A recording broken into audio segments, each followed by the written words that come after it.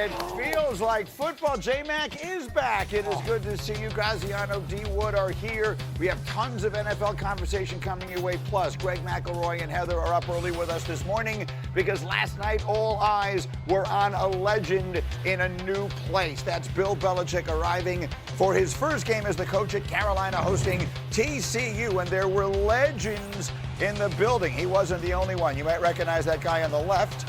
And that's Roy Williams, and that's Lawrence Taylor. And the first drive could not have started better. J-Mac, they went right down the field. Right down the field, and you were like, oh my goodness, Bill Belichick is going to be the greatest college football coach ever as well? Oh, another Jordan in the house there with Randy Moss. And we've now concluded the watchable portion of the evening from a North Carolina standpoint. Everything then went the other way. That's Jordan Dwyer with a touchdown to tie the game at 7.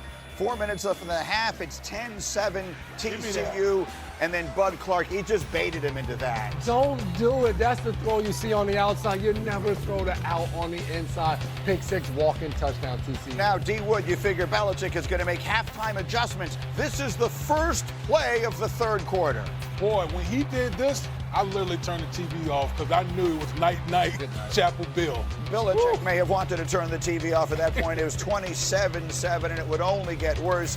We're still in the third quarter. It's 34-7, and then Devin Deal is going to scoop and score from 37 yards. 41 unanswered points for TCU, and the fans were headed to the exits early. D-Wood was getting some much-needed sleep for the morning, and TCU with a resounding win on the road, 48-14, your final. So Bill Belichick's transition to college hitting turbulence after one game. The 48 points his team allowed last night was the most any Bill Belichick team has ever allowed in his career, which dates back, I will remind you, nearly 5 decades. It did not happen in his 511 career NFL games as a coach, but it happens last night. Here was Belichick on his evening. Yeah, look, they just outplayed us. They outcoached us. I mean, they were just better than we were tonight. That's all there was to it. They controlled both sides of the line of scrimmage. Their skilled players played well, and, you know, they did a lot more things right than we did. So, you know, give them credit for being the better team. They certainly deserve it.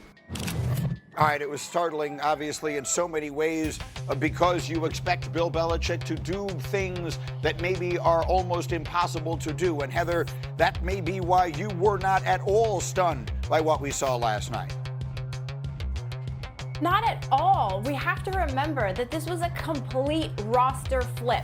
70 new players, more than half of them came after spring ball. Think about that in terms of a preparation mode, right? This is not the NFL. This is a different way of building a roster. There are no preseason games to see what's working and what's not. Deion Sanders did this experiment at Colorado, and he had Shedeur Sanders and Travis Hunter. You didn't see those guys out there in Chapel Hill, and even they weren't enough to win a conference title or compete for a national title. So, no, not surprised at all. What was surprised was how this did not look like a Bill Belichick coached team in terms of defense, missed tackles, fundamentals, the things you would expect to see. Yeah, look, I mean, last night, and I thought my kudos to the people who put together our pregame show last night, because it was a fascinating hour. And the reality is all of the conversation was about Bill, and rightfully so. He's the most famous person. Well, there were more famous people, I guess, in the stands, but he was certainly the most famous person on the field. But the reality is, Greg, no one knew who the players on this team were. People know that TCU is a good team, but I don't know that they're not, but I don't think people are putting them in the conversation with Ohio State and LSU. Are you surprised that it was as one-sided as last night was? I was, Greeny, and to be honest with you, yes, massive roster flip, yes, massive questions about continuity, but at the end of the day, this was simple X's and O's, and it was kind of unfortunate. You have Bill Belichick, mastermind defensively. No one is better in a big game, adjusting tendencies. TCU, by the way, in preparation for this game, had no idea what they were going to be. They watched some Washington, they watched some Patriots, they were chasing ghosts all off season, and schematically, they didn't really give their players many chances defensively. He just left corners on islands against the potential first-round quarterback and elite wide receiver core. They didn't really do much in the front to stop the run. This was a referendum on the actual schematics that were being used. And then offensively, the style was somewhat archaic for offensive coordinator Freddie Kitchens. They couldn't really run the ball after the first drive. The quarterback throwing tight coverage. The protection was unsound.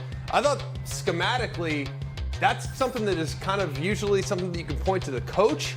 And that's not at all what I expected from a Bill Belichick coach team in his debut last night. Interesting. Did you see that, Jimmy? He played for Belichick, of course, in the NFL. Did you see that last night? Absolutely. And the one thing that Bill used to always say is you can't win until you keep from losing. And Heather mentioned fundamentals. When you talk about fundamentals and doing those things right, when you watched that UNC team last night, pick sixes, fumbles returned for touchdown, punter dropping the ball, running back missing a handoff, the simple things, the easy executed type of plays, it just didn't happen for them.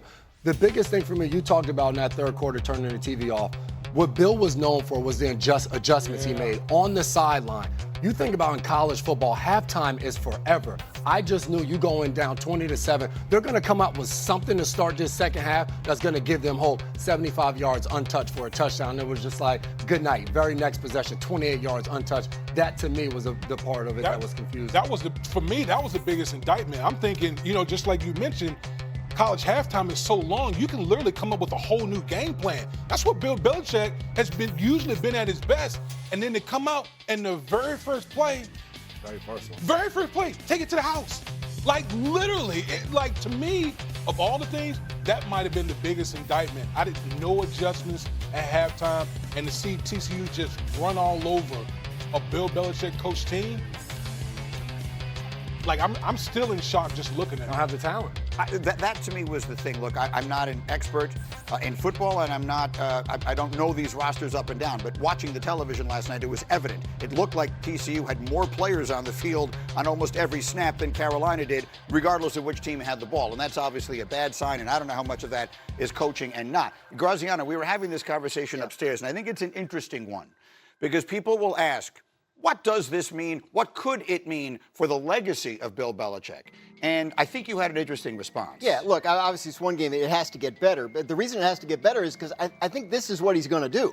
I don't think he's marking time before he gets back into the NFL. It seems to me the NFL has moved on. You don't really hear a lot about Belichick, and there aren't really a lot of his people still around the league. Most of them are in college, right? Bill O'Brien's at Boston College. Joe Judge has got Matt Patricia at Ohio State. So this sort of has to work. And if it doesn't, you do start to wonder, especially if it goes as poorly as last night. Like if it's a disaster, which you kind of doubt it will be, but it was poorly timed after an off season, which was kind of dominated by some unserious stuff. That kind of stuff that we don't generally associate with Bill Belichick. So you're watching last night and you're thinking, it's not the guy I remember.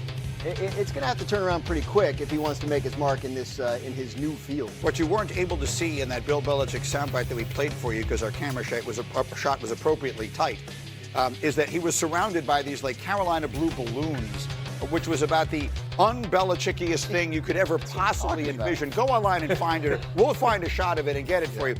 TCU was going to play this hard, and their head coach, Sonny Dykes, afterwards did exactly that.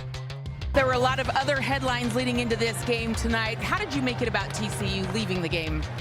Yeah, I think we all felt a little disrespected maybe coming in there was a lot of conversation and none of it was about us. And so, I think we all were highly motivated. Our players were certainly excited to play. And I tell you what, the only team that had a better night last night than TCU's football team was their social media team. Oh, my God. They're still going. And can we just put a couple of quick examples of this up there for you, if we can? Some of the tweets that TCU's football program or TCU's athletics program put up last night. Here we go. There's Deadspin said, "Hey, babe, wake up. Bill Belichick coaches football tonight." And TCU responded, "Babe, go back to sleep." The picture they used, though. Oh, my God, Jesus. The real LT, LaDainian Tomlinson. And this is just a tiny little smattering of what they were doing. So, Greg, how about that? How about playing the disrespect? Oh, there's one more. We're not done, Greeny. Carolina said, "Don't miss our our football, the program about our showcase about our team on Hulu. And TCU said, hey, when does episode 1 come out? And here's the backdrop I'm talking about. I mean, does that look like a football press conference to anyone else? Or does it look like a wedding, right? It looks like he's going up there to get married, which hits a little different under the circumstances. So anyway, Greg, let me circle this all the way back to you. Yeah. Do we have reason to believe, well, we use a question all the time, bad game or bad sign? Mm-hmm. Was this a bad game or a bad sign for Bill Belichick in Carolina last night? Both. Bad game and bad sign. This is not going to get much easier. The good news is their schedule is somewhat manageable, but kind of like Sonny Dykes just referenced, every single college coach feels like they're auditioning when they get a chance to play against Bill Belichick. For a long time, the NFL has kind of looked down their nose at college coaches at some points, not all, not across the board, but they look down their nose on scheme. Oh, that won't work up here. Oh, you can't do that in the league. Oh, it's not going to be like that if you get to the show against real players. Like, I think when you look at a lot of these college coaches, they're looking at Bill Belichick as kind of a sample for the NFL. And if we can take it to him, it proves that my system works at the next level. And that right now, amongst many college coaches, is where they want to go, because the NFL lifestyle is a lot more manageable than the college lifestyle right now. They don't have the players. They didn't make the adjustments. They struggled at quarterback until Max Johnson came off the bench at the end of the game. This is not going to get